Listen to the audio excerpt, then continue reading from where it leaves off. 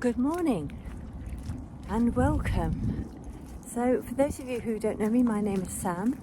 I'm a nutritional therapist and my aim is to help women in their mid-years going through those perimenopausal years, menopause, and entering the next stage of life as healthily and happily as they can. So it's predominantly about nutrition, but as you can see I'm out with the dogs. It's about lifestyle practices, and it's also about what I am doing to support you. And for those of you who have followed me will know that towards the end of last year I caught one of these cold viruses and was very poorly with it, and the focus of this first part of the year is very much on boosting my immune system and my health. And so today I want to share one of the dinners I've made recently. I haven't actually filmed me making it, I've just got a few snippets I will put in as I speak, so you can see. But it's a very simple meal. I had a couple of salads I made. I made a sort of red cabbage coleslaw, which was just red cabbage, red onion and carrot with apple cider vinegar and olive oil and seasoning. I didn't put anything else in. I could have put some mustard in, but I didn't.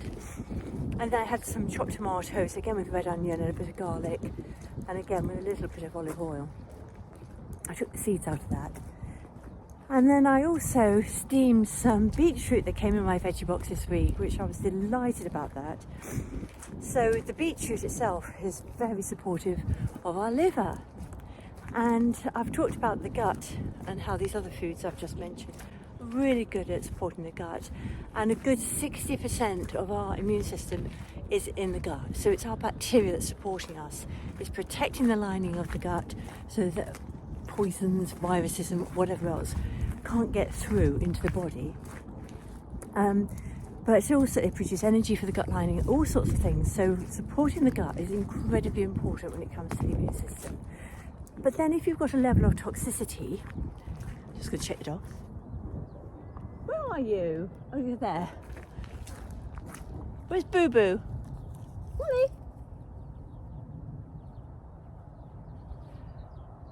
Where's she gone? Where's she gone? Where's Molly gone? Molly? Is she there, Luna? Just wait a moment for her. Hopefully we'll catch her in sight. Yes, the liver, if you've got any toxicity, we need to support the liver to get rid of it, because whilst we've got a toxic body, then the immune system's going to be impaired because of that. It's going to be trying to protect us from any sort of dangers from toxicity. And I'm going to just check around the corner, see if she's gone in the field ahead, which is possible. I don't want to lose my babies. So, so the beetroot is fabulous for that. Now I lightly steamed it and I did more than I need because for busy women we don't want to spend our lives cooking in the kitchen all the time. I enjoy cooking, but no, she's not there. Where is she? I'm going to switch off and find my little dog. Won't be a minute. As soon as I said that I could see, here she comes, she's way behind me. Have a look. I don't know if you can see her there. Oh, she's gone again. Madam! Oh, wait. Yes, so I cooked some more. So I had those salads, the steamed beetroot, I chopped it into cubes, and I had it with a homemade burger, which is grass-fed beef with onion and carrot and garlic. And I tend to just change it up. I put cumin in, all sorts of spices if I make them, and I made quite a few and I put them in the freezer. I sometimes grate beetroot and put them in the burger as well. So yes, I find those particularly useful because they don't take long to defrost either, which is another. Here she comes, little minx. So that's what I've done for my dinner. Now what I would like to have included was some sort of fermented food like kimchi or sauerkraut. Again, really good for supporting the gut bacteria, for feeding it, but also adding a few extra of the good bacteria. So that's what I would have liked to have added into my dinner from yesterday. And it's that sort of basic thing of having, I could have just had a lot of different steamed vegetables, hopefully including some cruciferous vegetables like the cauliflower, broccoli, cabbages, Brussels sprouts, that type of thing. And then sulphurous ones like onions, leeks, garlic. Those foods are also very good, but a lot of sort of greens and different coloured vegetables, and a good quality protein, because we do need the protein for all systems of our body, but it's important for the immune system, it's important for detoxification. So just a simple, keeping the carbs, I mean the vegetables are carbs in their own right, of course, but keeping the carbs like potatoes and rice, I'm kind of keeping them out of many meals, but I'm being conscious of not having too much, because sometimes that can spike my blood sugar, and that's not necessarily going to be helpful also for gut bacteria. Excuse me. It's one of those days today. We've had fog this morning, we've had pouring rain. I'm wrapped up well, so as they say, often they say there's no such thing as bad weather, it's being dressed appropriately. So I am well wrapped up. I've got a thermal vest on, a woolen jumper over a shirt, I've got a silk scarf on underneath, big polo neck and a wool scarf, and so I am toasty in my clothes. I've got good boots on that are good soles, so my feet are warm. My hands aren't too bad, I've got gloves with me if I need them. So yeah, I've dressed appropriately to keep warm, don't want to catch another chill. But yeah, so that's my advice. If you would like it, on putting together a meal, I would keep it to that quite simple fare anyway.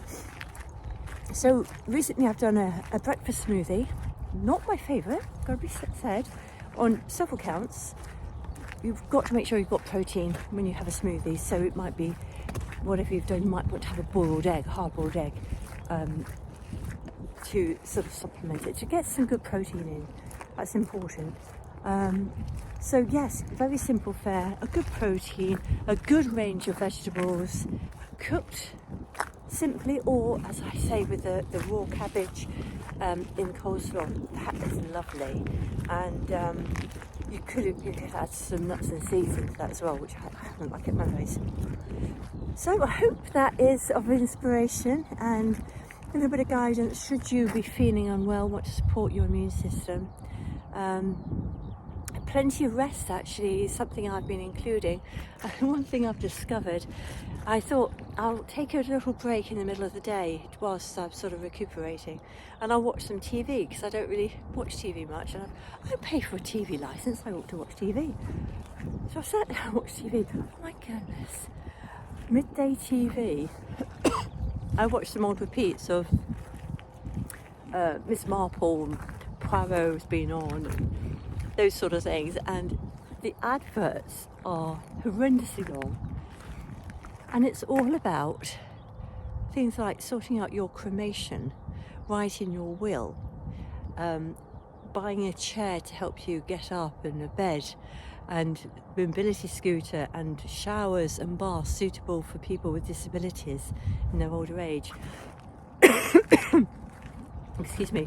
And I found that all rather depressing. I thought it's very much targeted at the retired folk who would be watching these programmes during the day, but I would like to see that change. I would like to see more people go into their older years fit and healthy, because we can.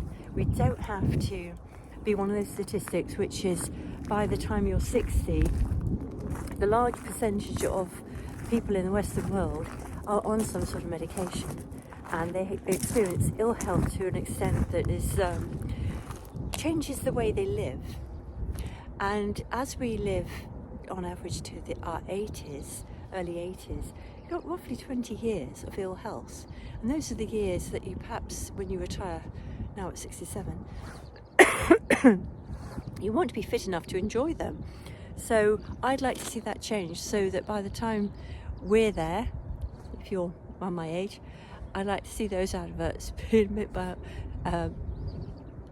fitness for the elderly and eating well, and not all about cremations and funeral plans and will writing, which I thought was all rather useful to know, but a bit much. Anyway, thank you for joining me this week, and I look forward to seeing you, I hope, again soon. Bye bye.